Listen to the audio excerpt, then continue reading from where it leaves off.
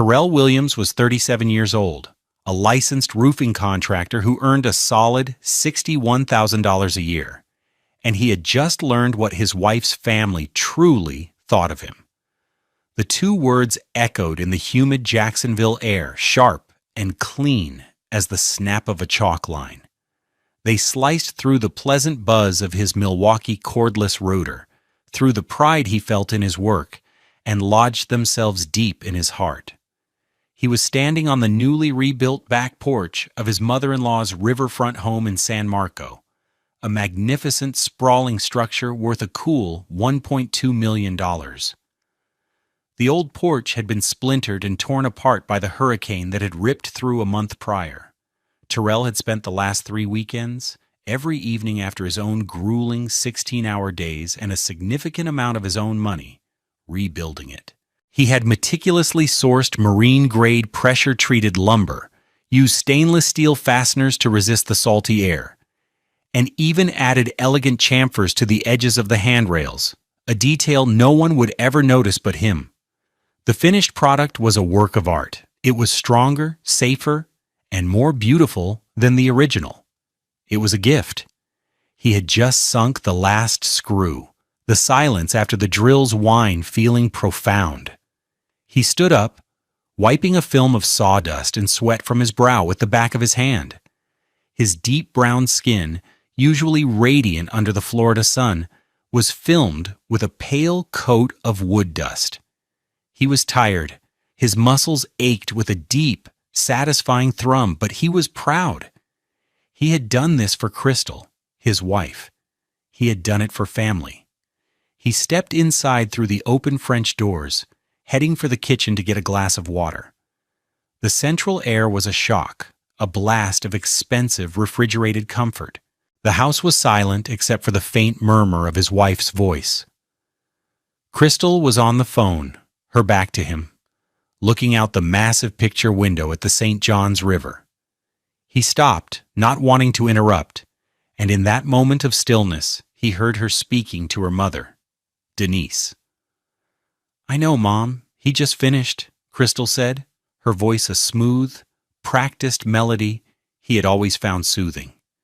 He heard Denise's tinny, indistinct reply through the phone.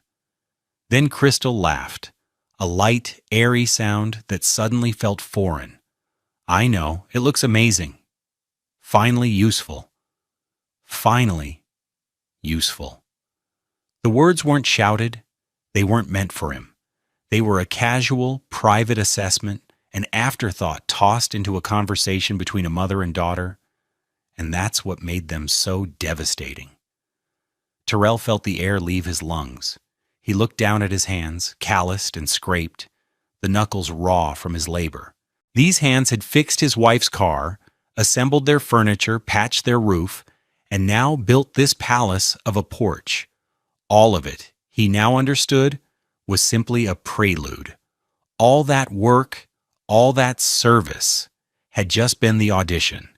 And with this final grand act of labor, he had finally passed. He had finally become useful. He didn't get a glass of water. He turned around, his movements quiet and deliberate, and walked back out onto the porch he had just bled and sweated over. The wood was warm under his worn $120 Red Wing boots. He looked at the perfect miter joints, the seamless flow of the deck boards. It was good work. It was his work. But it no longer felt like a gift. It felt like a transaction he hadn't known he was a part of. He walked down the new steps, his footsteps unnervingly solid, got into his 2012 Toyota Camry with its 187,000 miles, and drove away from the $1 million house. He didn't look back. He had no idea then just how deep the betrayal went, or that those two careless words were only the beginning. The facade of their life had been built with the same quiet care Terrell put into his work. Their duplex in Northside Jacksonville was modest, renting for $1,350 a month, a figure that felt both manageable and a constant low-grade pressure on his $61,000 salary. It was a world away from the old money elegance of San Marco, where Crystal grew up. The walls of their small living room were adorned not with expensive art, but with framed photos of their wedding and a cheap $80 print of a beach scene from a big box store. Their furniture was a collection of hand-me-downs and practical pieces from a mid-range store, like the $700 sectional sofa he had painstakingly assembled himself one Saturday afternoon. Terrell showed his love through action. It was the only way he knew. He was the one who woke up at 5:30 a.m. every day. He'd put on the coffee, a simple Maxwell House blend that cost $8 a can, and pack Crystal's lunch while she slept. A turkey sandwich on whole wheat, a bag of baby carrots, a bottle of water. It was a small ritual, a quiet act of service. He was the one who handled the bills, meticulously tracking their expenses in a worn spiral notebook, trying to make his contractor's salary stretch to cover Crystal's more expensive tastes.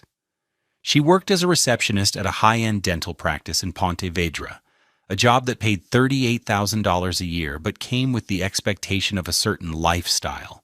Her wardrobe was a constant source of tension, a $2,400 Burberry dress she'd bought for a dental conference, claiming it was a professional necessity. A collection of Tory Burch flats, each pair costing upwards of $400. This spending was financed by a constellation of credit cards, their balances hovering around a collective $11,500, a number that kept Terrell awake at night. "It's an investment in my image, honey," she would say, twirling in front of him in a new outfit. "You have to look the part to get ahead." He would nod, trying to understand. His own work clothes consisted of a rotation of 5 identical $40 Carhartt t-shirts and 3 pairs of heavily worn work pants. His prized possession was an $89 Timex watch, its face scratched and its band frayed, but it kept perfect time. The contrast was stark, and it grew sharper during their obligatory Sunday dinners at her mother's house. Denise lived in a world of casual, breathtaking expense. Her San Marco home was a testament to a life lived without budgets. The driveway was home to her white BMW 3 Series, a $43,000 vehicle she replaced every 3 years. The interior of the house was a rotating display of new acquisitions. One week, it would be a new $6,000 leather sofa. The next, a piece of abstract art she'd picked up for $3,500 from a local gallery. Dinner conversations were a minefield of quiet humiliations. Denise would hold court, talking about her recent trip to Europe, the rising costs of her yacht club membership, or the disappointing performance of her stock portfolio, which was still valued at over $2 million. She would turn to Terrell, her tone dripping with a kind of patronizing curiosity. "Terrell, dear," she'd said one evening, holding a wine glass that probably cost more than his boots. "Crystal tells me you're working on that big new development over by the airport. Are they paying you well? You must be saving a lot, I hope." Before he could answer, Crystal would jump in. "Mom, Terrell works really hard. He's the best roofer in Jacksonville." It was meant as a defense, but it always landed like a confirmation of his status. He wasn't a businessman. He wasn't an equal. He was the roofer, the man with the strong back and capable hands. Denise would smile, a tight, bloodless expression. "Of course, dear. It's good, honest work. Someone has to do it." Terrell would just eat his food, the expensive catered meal turning to ash in his mouth. He would feel Crystal's hand find his under the table, a small squeeze that was supposed to be comforting, but felt more like a plea for him to remain silent, to not disrupt the fragile peace. He loved his wife. He loved her smile, the way she hummed when she was happy, the warmth of her body next to him in their simple, inexpensive bed at night. But he was beginning to feel like an accessory to her life, a useful tool she could deploy when needed, whether it was to fix a running toilet in their duplex or to provide a grounding, working-class counterpoint to her mother's opulent world. He was the before picture to their after. He brushed these feelings aside, telling himself he was being too sensitive. He told himself that this was just the way families were. There were dynamics, histories, unspoken rules.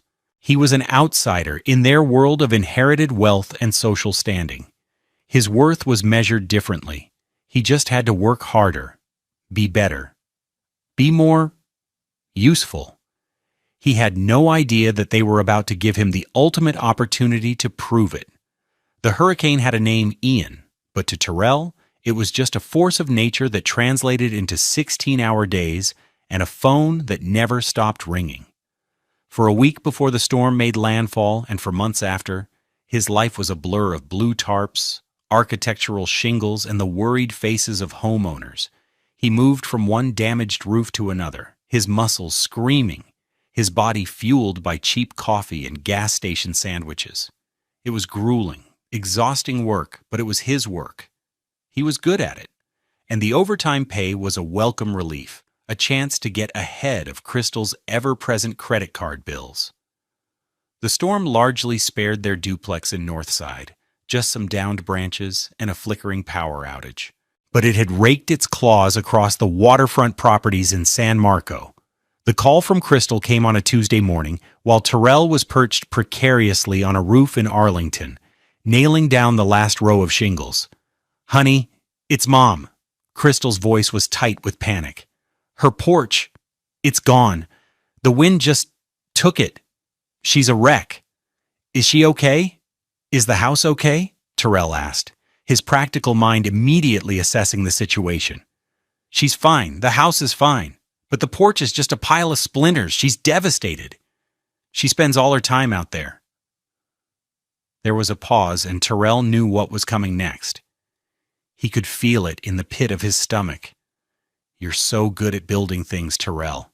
You could fix it, right? You could make it even better than before." It wasn't a question. It was a statement, a directive. There was no discussion of hiring someone, no mention of insurance, no talk of payment. The assumption was clear and absolute. Terrell would handle it. "Crystal, I'm working 7 days a week. My schedule is booked out for the next 3 months," he said, trying to be gentle. "She needs to call her insurance company. They'll have a list of approved contractors." No, Crystal said quickly. "You know how those people are. They'll take forever and do a terrible job. Mom needs this done now. For her peace of mind. Please, Terrell? For me?" The weight of those 3 words, "for me," was a pressure he couldn't withstand.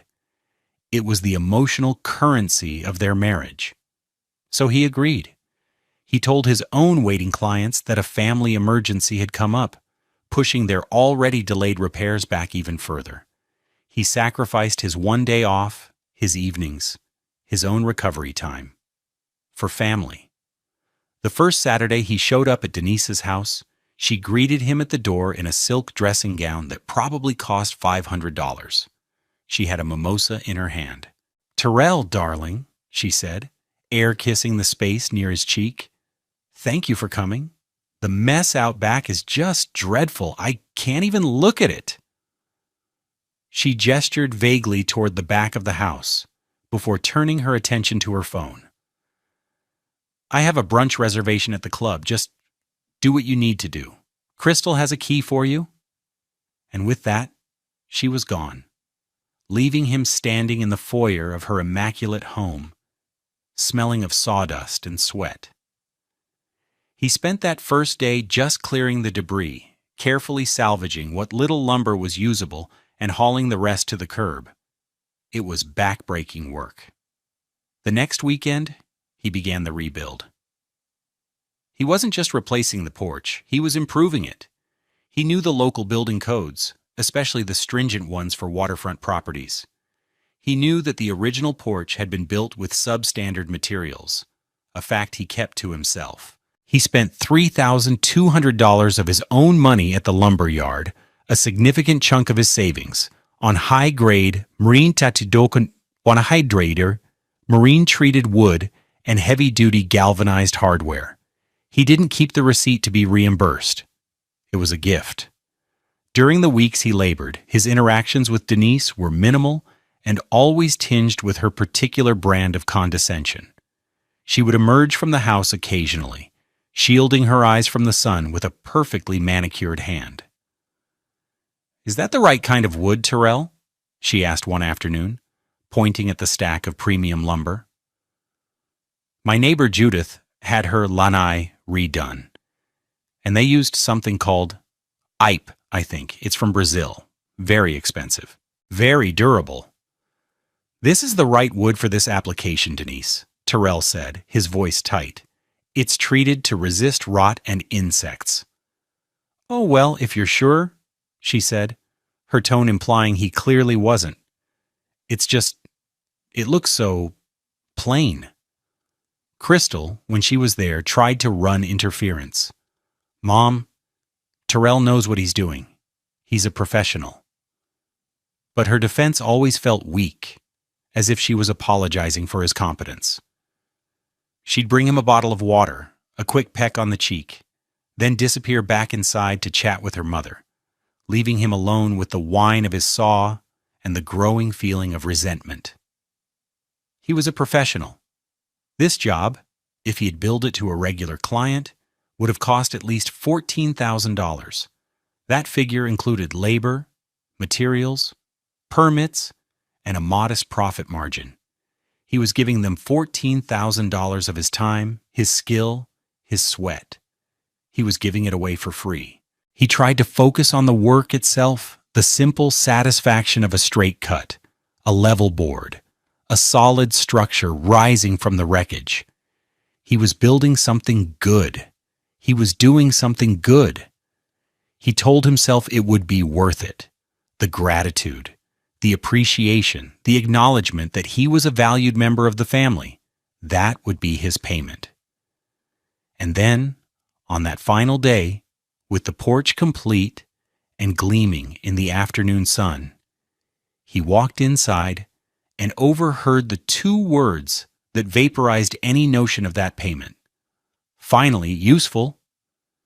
He drove home to his Northside duplex in a daze. The world seemed muted, the colors washed out. When he walked in the door, the smell of their simple life, of laundry detergent and the dinner he had planned to cook, felt like an accusation. He had been a fool. He had been so focused on building things for them, he hadn't seen what they had been building for him. A box labeled The Help. That night when Crystal came home, full of praise for the beautiful porch, he just nodded. He couldn't bring himself to look her in the eye. A cold, hard knot was forming in his chest. It was the foundation for something new he would have to build. Just for himself. The phone call came 2 weeks later at exactly 7:22 a.m. on a Tuesday. Terrell was sitting at his small kitchen table, the one he'd bought for $150, and assembled himself. The early morning light slanted through the blinds, striping the worn linoleum floor. The smell of his $8 Maxwell House coffee filled the air. It was a moment of perfect, ordinary peace before the world tilted on its axis. The phone buzzed against the tabletop, an unknown number with a local area code. He almost ignored it. It was probably another sales call. But something made him answer. "Hello? Good morning. Am I speaking with Mr. Terrell Williams?" The voice on the other end was male, professional, and unnervingly cheerful. "This is Terrell." "Mr. Williams, my name is John Collins. I'm a claims adjuster with Atlantic Mutual Insurance. I hope I'm not catching you at a bad time." "No, it's fine," Terrell said, a prickle of confusion starting at the back of his neck. He had no policies with Atlantic Mutual. "Excellent. I'm just calling to follow up on a property claim, number 78B45912. The policyholder is a Denise Gable. The claim is for storm damage to a porch at a residence in San Marco. Our records show the repair work was completed, and we're in the final stages of processing the payment. I just have a couple of quick questions to finalize the paperwork." Terrell's blood went cold.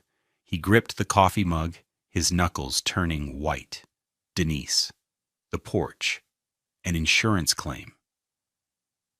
The pieces started clicking into place. with sickening speed. "Okay," Terrell said, his voice a low croak. He cleared his throat. "Okay." "Great. The claim includes an invoice from the contractor who performed the work, a company by the name of, let's see here, T. Williams Contracting.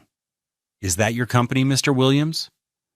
The name hung in the air between them. T. Williams? Contracting? It sounded plausible, professional, and completely fraudulent. It was a phantom, conjured out of thin air. His phantom.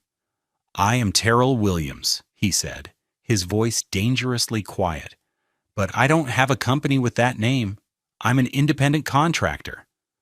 There was a pause on the other end of the line. The rustle of paper. "Oh, well, that's a bit unusual. The invoice is quite detailed. It's for a total of $14,000, itemizing materials and labor for a complete porch rebuild.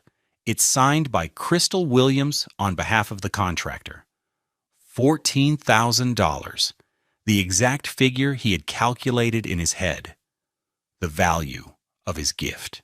They had taken the number, the value of his sweat and skill, and monetized it. They had forged an invoice.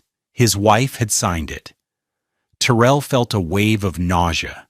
He closed his eyes, the image of Crystal's smiling face flashing in his mind. The way she had praised the porch, the way she had kissed his cheek. It had all been a lie, a performance.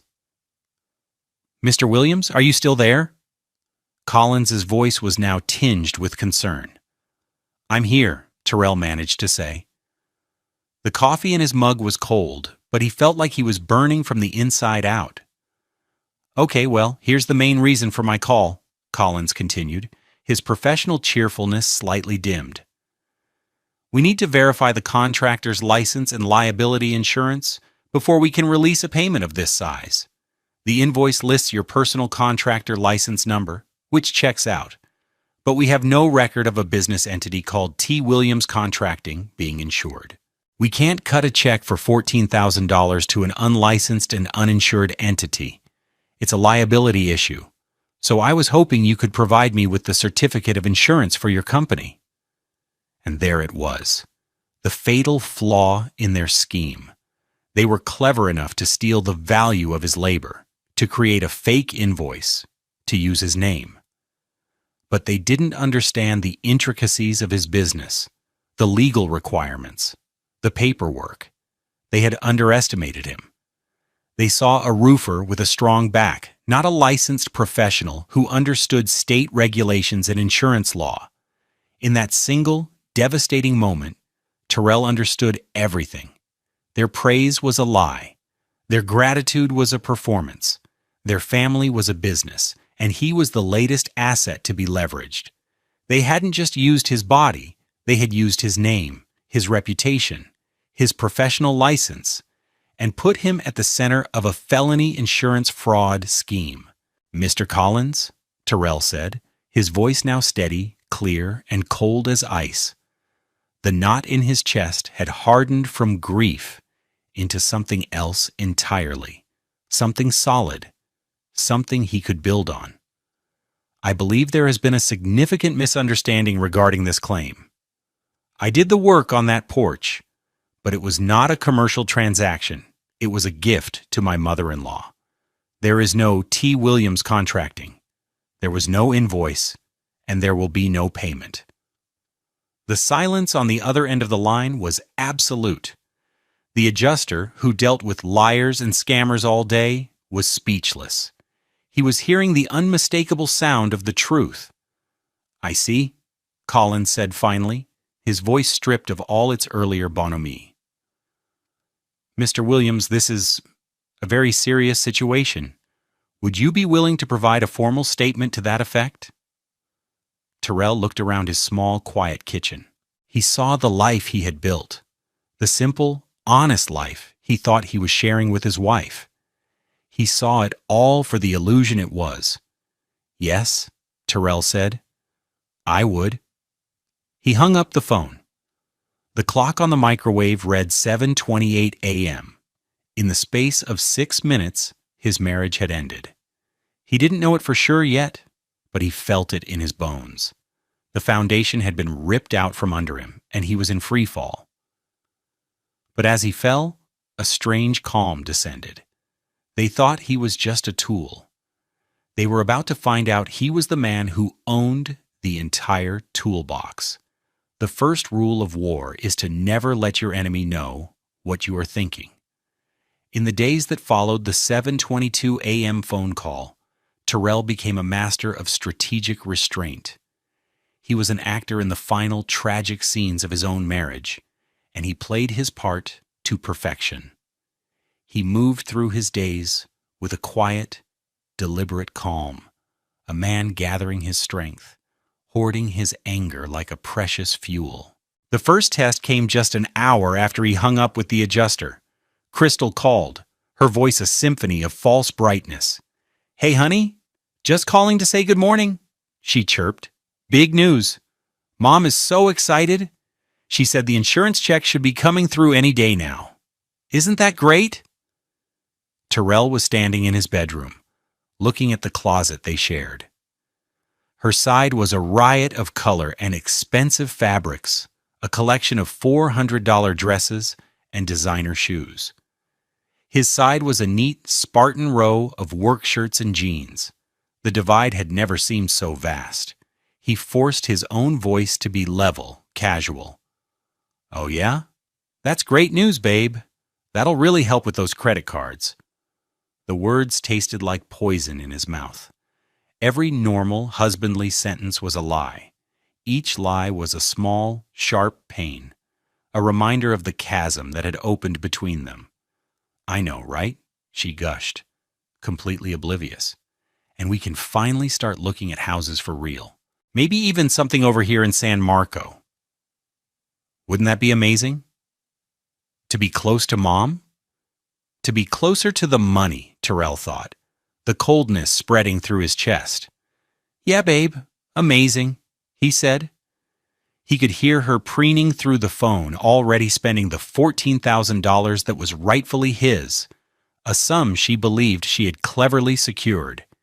He had to clench his fist to keep his hand from shaking.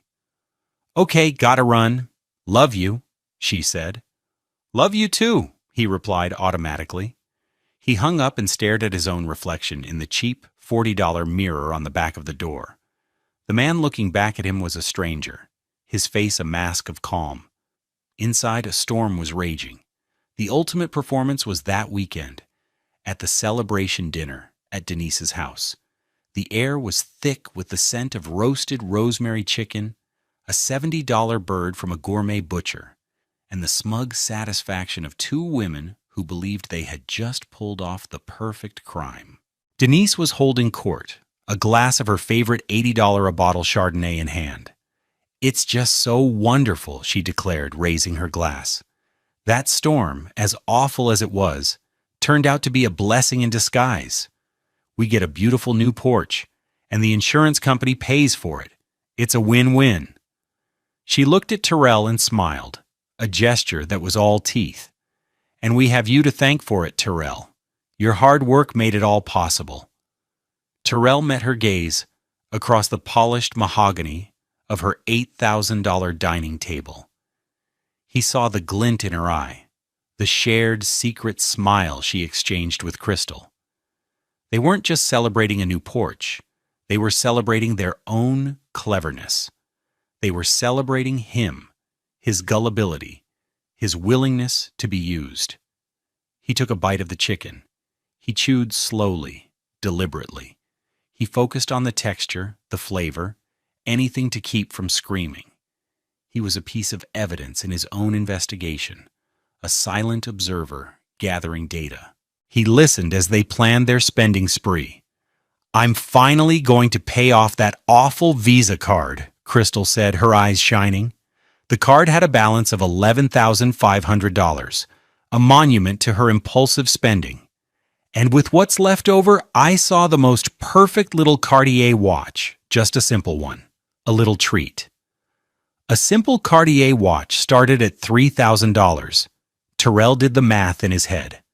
$14,000 minus $11,500 left $2,500. Not enough? She was already spending money she didn't have, money that didn't exist. Denise, meanwhile, was planning a kitchen renovation. This little windfall will be the perfect seed money, she said. I've been wanting to get rid of this dreadful granite. Marble is so much more elegant, don't you think? Terrell sat through it all. He nodded. He smiled. He played the part of the happy, helpful, slightly dim-witted son-in-law. Every moment was a fresh betrayal, another layer of deceit piled onto the first. He was dying inside, but his face betrayed nothing. He was a man playing dumb, while his mind worked with a terrifying, cold clarity. He was no longer a victim. He was a strategist.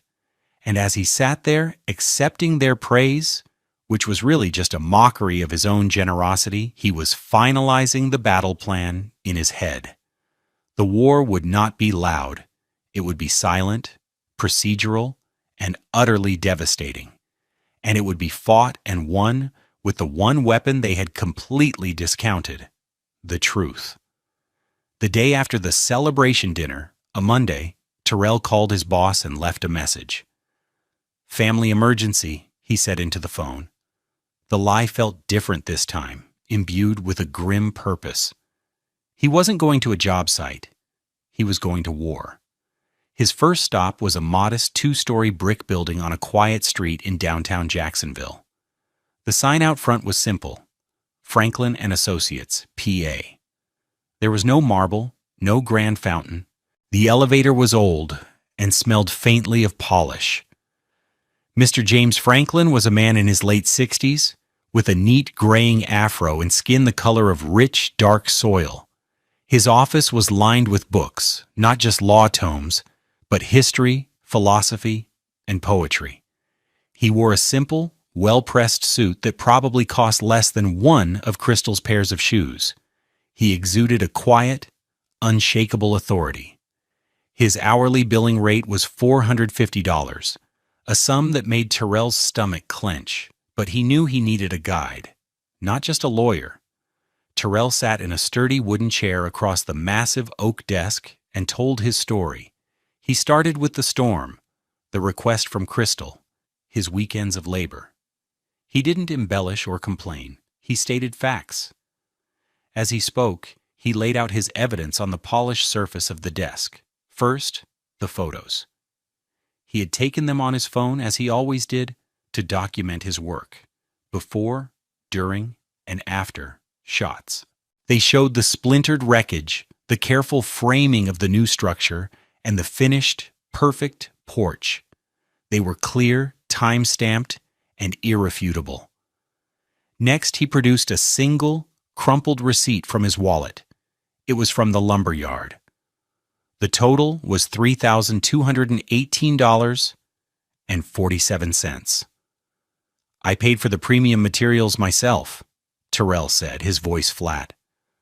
"I didn't want to use the cheap stuff. I wanted it to last." Mr. Franklin picked up the receipt, his long fingers surprisingly gentle. He looked at it, then at Terrell. His eyes, behind a pair of simple, black-framed glasses, were deep and knowing. He had seen this story before, in 1,000 different forms. Finally, Terrell recounted the 7:22 a.m. phone call with John Collins, the claims adjuster. He repeated the name of the phantom company, T. Williams Contracting. He repeated the invoice amount, $14,000. He repeated his wife's name, the signatory on the fraudulent document. When Terrell finished, the office was silent. Mr. Franklin leaned back in his chair, his hands steepled under his chin. He was quiet for a full minute, his gaze fixed on the evidence arrayed between them. "They are charging the insurance company for the gift," Mr. Franklin said, his voice a low, rumbling bass. It wasn't a question. "Yes, sir," Terrell said. "They took your labor, which you gave freely, and they have attempted to sell it," he continued. "They took your name, your professional license, and they have tied it to a criminal act. This is insurance fraud, which is a third-degree felony in the state of Florida. It is also mail fraud if they use the postal service, and wire fraud if any of this was done electronically. Hearing the cold, legal terms for what they had done sent a shiver down Terrell's spine. This wasn't just a family squabble. This was a crime. His name was in the middle of it. "What do I do?" Terrell asked. The question was a plea. Mr. Franklin leaned forward. "You have two paths, Mr. Williams. Path 1, you do nothing. You allow your wife and mother-in-law to receive $14,000.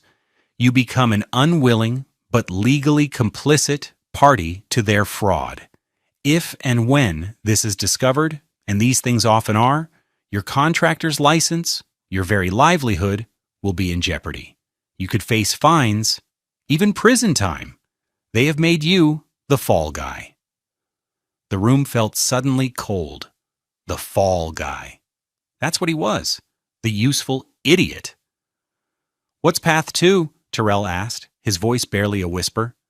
"Path 2, Mr. Franklin said, his eyes locking onto Terrell's, "is the truth. The truth, Mr. Williams, is not a passive thing. It is a tool. It is a weapon. But it must be wielded correctly. A loud, angry confrontation will do you no good. It will only result in denials and gaslighting. They will call you crazy. They will turn it around on you." He paused, letting the words sink in. "The correct path is procedural. It is quiet. It is devastating. We will draft an affidavit, a sworn statement, under penalty of perjury. In it, you will state the facts exactly as you have stated them to me. You will affirm that you, Terrell Williams, a licensed contractor, performed the work as a personal gift. You will state that no commercial entity was involved, no invoice was generated by you, and no payment was expected. You will sign it, you will have it notarized, and you will send it directly to the claims adjuster, Mr. John Collins." Terrell stared at him, the brilliance of the plan dawning on him. It wasn't about revenge. It was about correction. It was about resetting the board to reflect reality. "What will happen then?" Terrell asked. "Then," Mr. Franklin said, a hint of a smile touching his lips, "the truth will do its work. The claim will be denied. The $14,000 will vanish, and because a fraudulent document has been submitted, the insurance company's Special Investigations Unit will be automatically notified. They do not take kindly to being stolen from.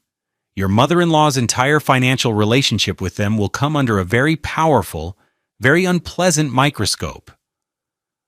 Her story of a hired contractor will fall apart under the weight of your sworn, truthful statement." The plan was perfect. It was clean. It used the system against them, the very system they had tried to manipulate. It protected his name, his license, and his integrity. All he had to do was tell the truth.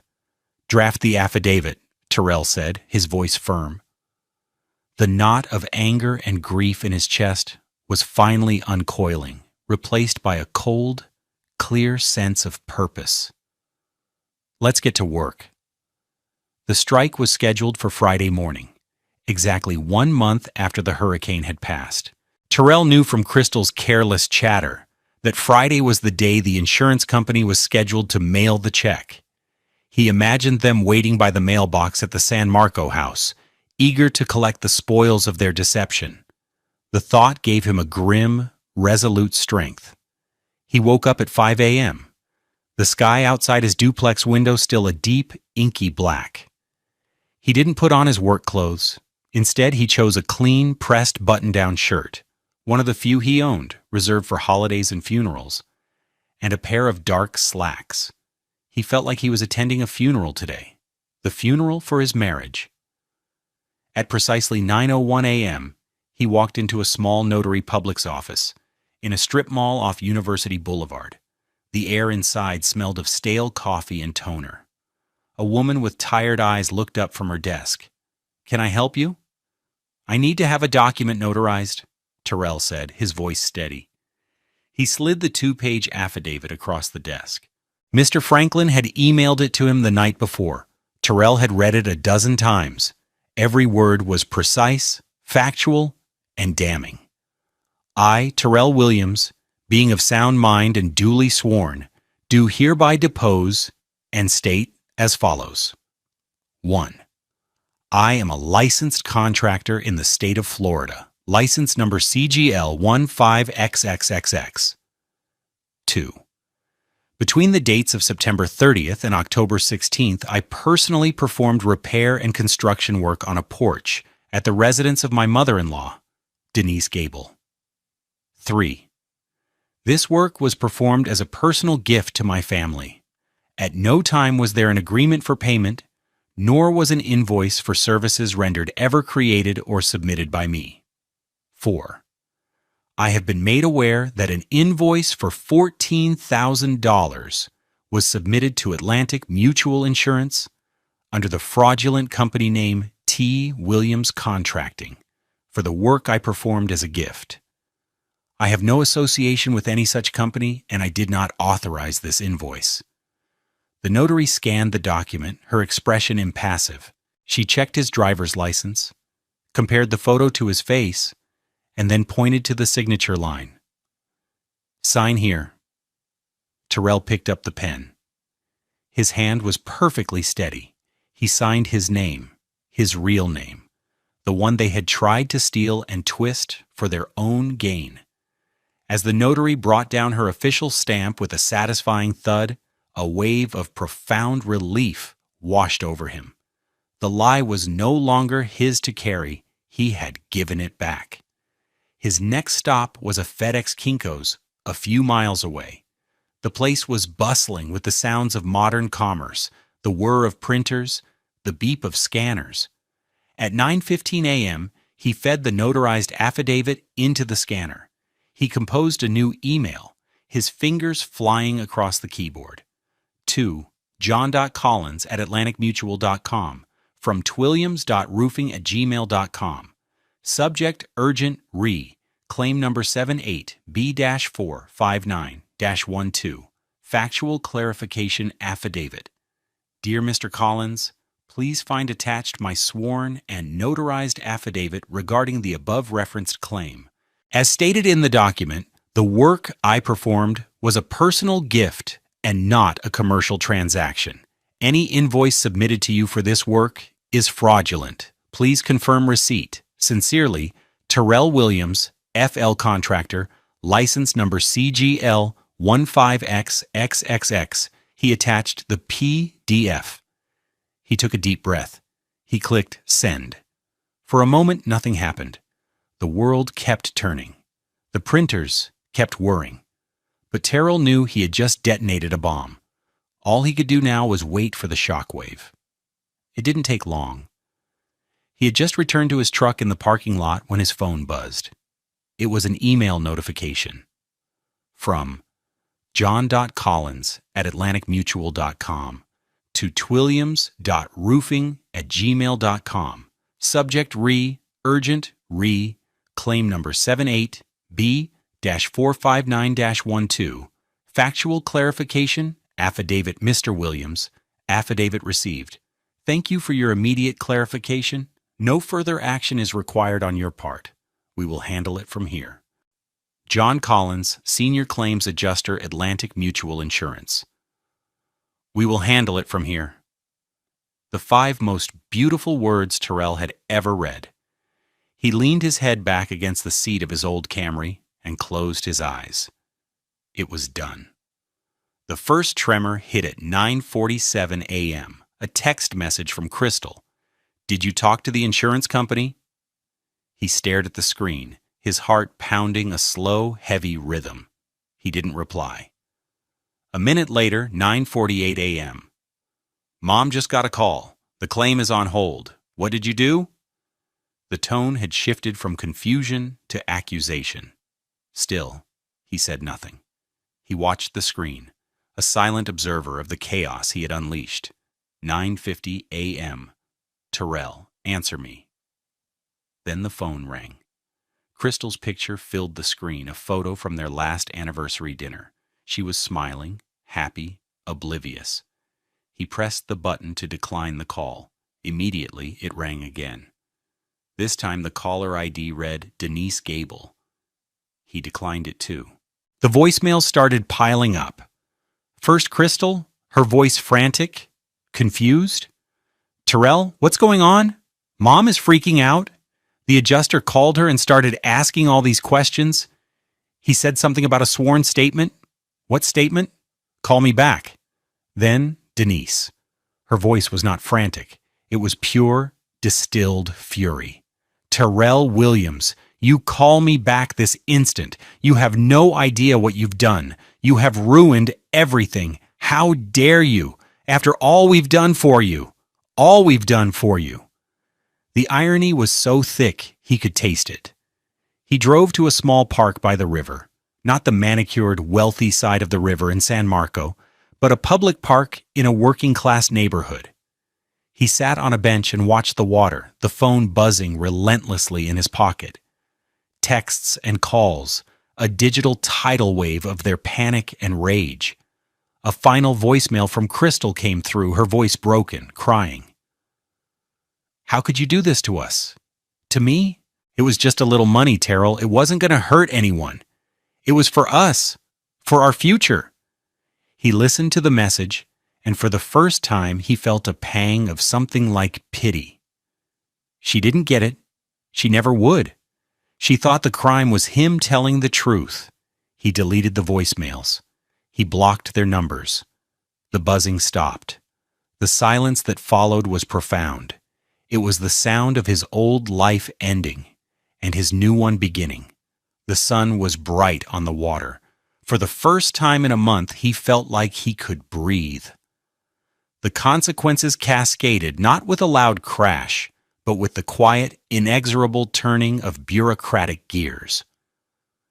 Terrell learned about the fallout not through angry phone calls, but through a follow-up conversation with Mr. Franklin a week later. The lawyer had made some discreet inquiries. The picture he painted was one of complete and utter collapse. The first consequence was immediate and financial.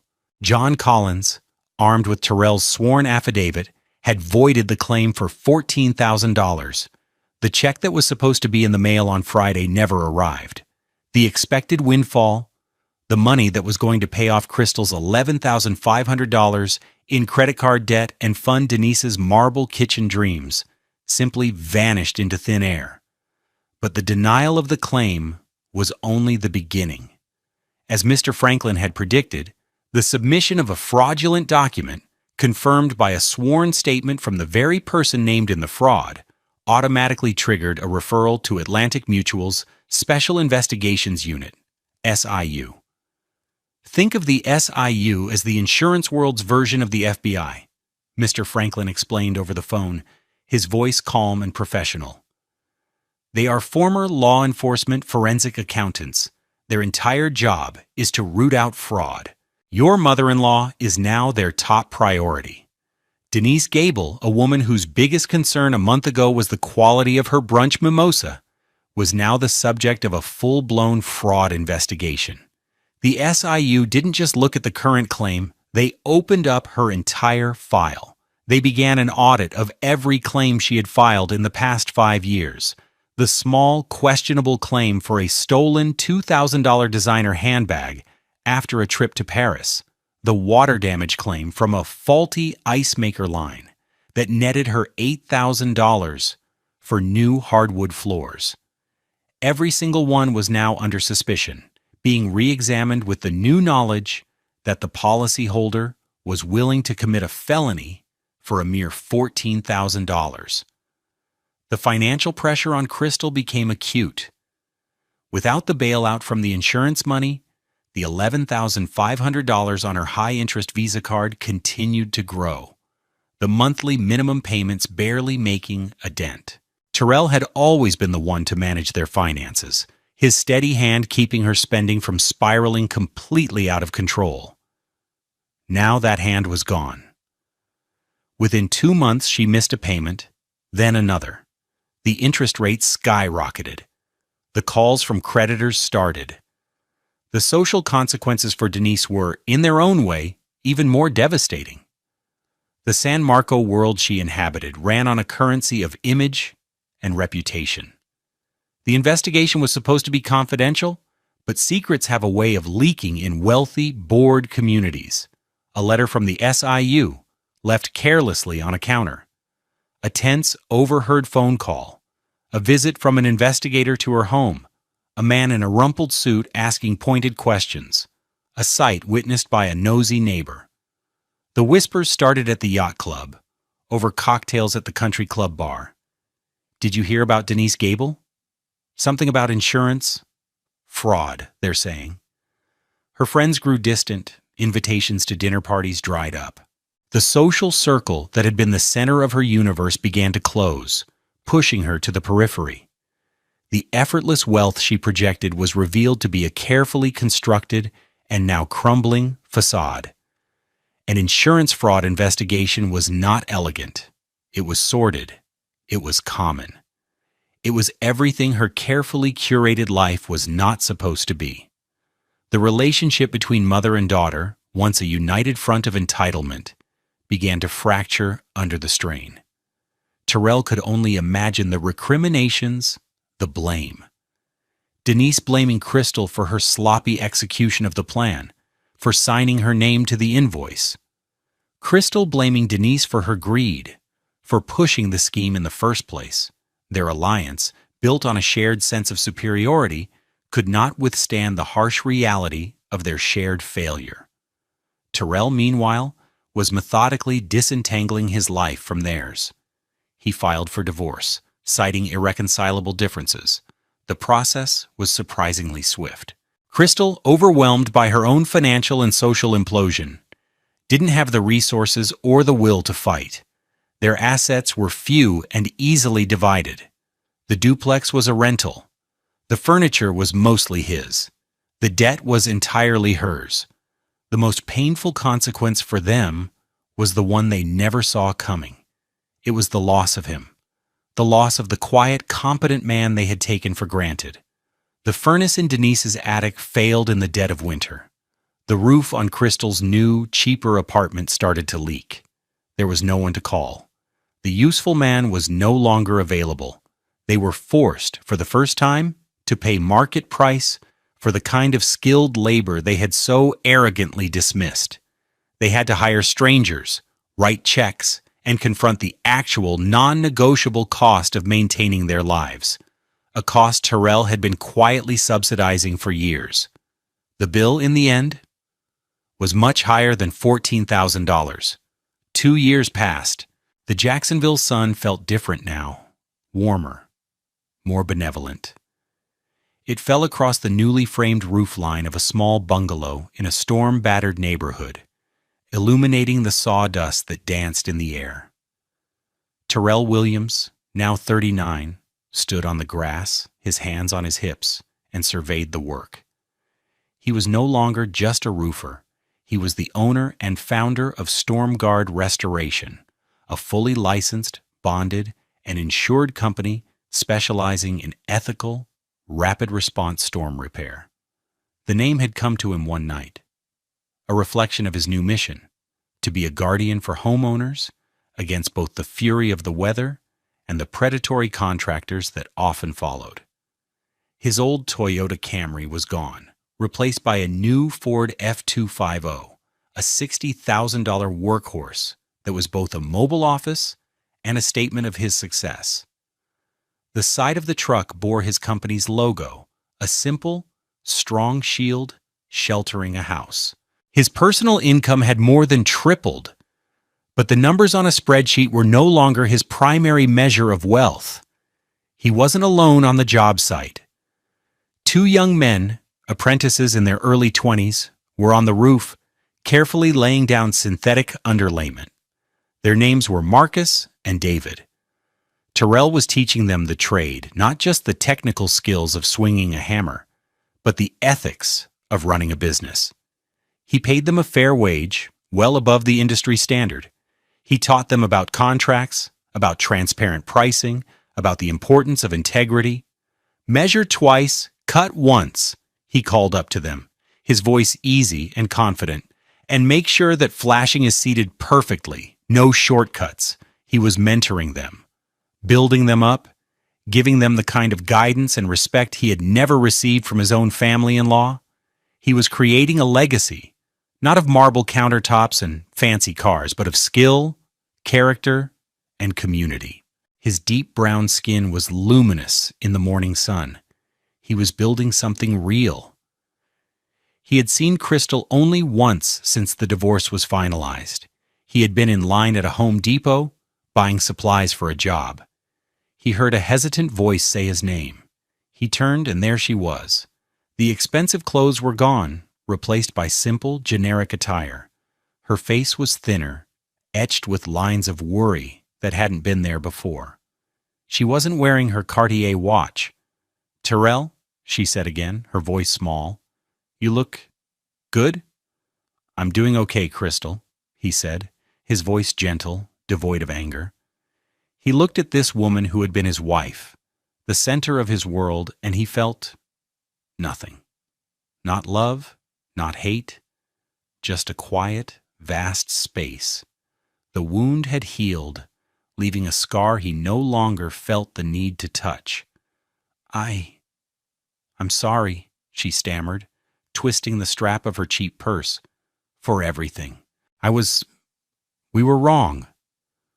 The apology, when it finally came, felt hollow, like a line read from a script she thought he wanted to hear. It was all about what she had lost, the life she thought she was entitled to. Terrell nodded slowly. He had forgiven her long ago, not for her sake, but for his. Forgiveness was the final board he had to nail down to complete his own reconstruction. It was the act of letting go of a debt he knew would never be repaid. "I hope you find what you're looking for, Crystal," he said, and he truly meant it. He wished her peace, not because she deserved it, but because he did. He paid for his materials, $850 worth of shingles and roofing nails, and walked out into the bright sunlight, leaving her standing in the aisle. He didn't look back. Now, standing in front of the bungalow, watching his apprentices work with a shared sense of purpose, he felt a profound sense of peace. He had learned the hardest lesson of his life, that your value is not determined by the assessment of others. It's not about being seen as useful. It's about building a life that is useful to yourself, a structure founded on the solid bedrock of your own integrity. True wealth wasn't something you could claim on a fraudulent form or flaunt at a country club. It was the quiet satisfaction of a job well done. It was the respect you earned from your peers and the gratitude you received from the community you served. It was the solid, unshakable knowledge that you had built your house, your business, your very life, board by board, with your own two honest hands. And it was a structure that no storm could ever tear down.